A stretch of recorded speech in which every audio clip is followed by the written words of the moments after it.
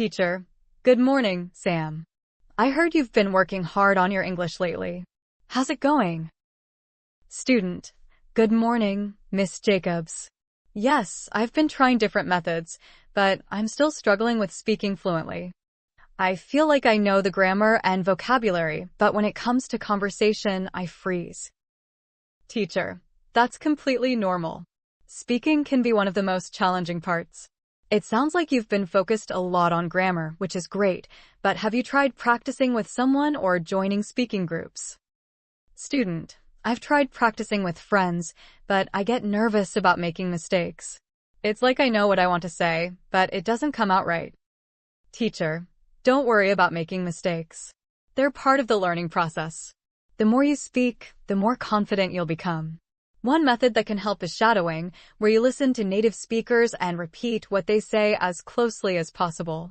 It can improve your pronunciation and fluency. Student, shadowing? I've heard of that. So, do I just find videos or audios of native speakers and repeat after them? Teacher, exactly. You can use movies, podcasts, or even interviews. The idea is to mimic the rhythm, intonation, and word choice.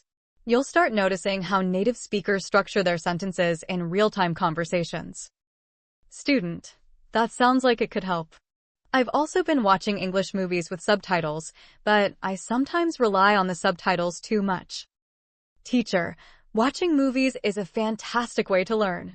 You can try switching between English and no subtitles. First, watch with English subtitles to get used to the language, then challenge yourself to watch without them. This way, you're training your ears to catch the words and phrases naturally. Student, that's a good idea. Sometimes I can follow along without subtitles, but there are times when the accents throw me off. British and American accents can sound so different. Teacher, yes, accents can vary a lot, but that's also part of the fun of learning English. Exposure is key here. Try listening to different accents intentionally, whether it's through podcasts, shows, or even YouTube channels from different countries. It'll make it easier to understand various dialects. Student, I'll give that a try. Do you think it's also important to read more? I've been told that reading can improve vocabulary, but I find it hard to stay engaged with books sometimes. Teacher, reading is incredibly important for expanding vocabulary and understanding sentence structures. But you don't have to stick to books if they feel like a chore. Try reading articles, blogs, or even comic books, anything that interests you in English. The more enjoyable the content, the more likely you'll stick with it. Student, that makes sense. I've been reading a lot of news articles, but they can be quite formal. I think I'll try some blogs or short stories to mix it up. Teacher, great idea. And don't just focus on reading passively. Try to actively engage with the text. For example, highlight new words, look up their meanings, and try using them in sentences later. Even keeping a journal in English can be helpful. Student, I've started a vocabulary notebook, but I sometimes forget to review it. Maybe I should turn those new words into sentences in my journal. Teacher, that's an excellent strategy.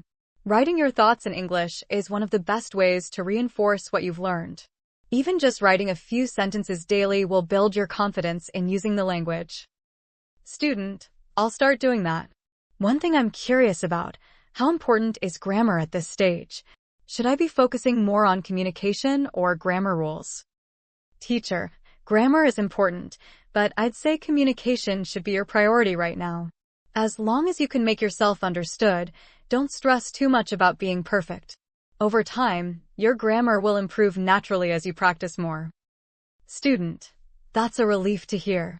I tend to get caught up in whether my sentence is grammatically correct, which slows me down during conversations. Teacher, it's common to feel that way. Try to let go of the perfectionist mindset for now. Focus on getting your message across, and once you're comfortable, you can refine the grammar later. You'll learn more through practice than through aiming for perfect sentences every time. Student, that's true. I guess I need to be less self-conscious. Speaking of practice, do you think language exchange partners are a good idea? Teacher, absolutely. A language exchange is a fantastic way to practice with native speakers. Not only do you get real-time feedback, but you can also help them with your native language, which makes the learning more collaborative. Student, I've been thinking about signing up for one of those online exchange platforms. It feels less intimidating since both people are learning. Teacher, that's a great mindset. And it also keeps the interaction low pressure.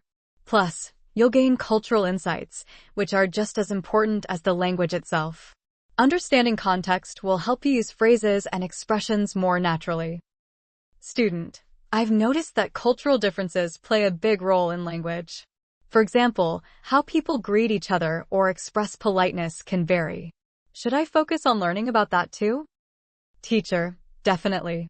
Language and culture are deeply connected.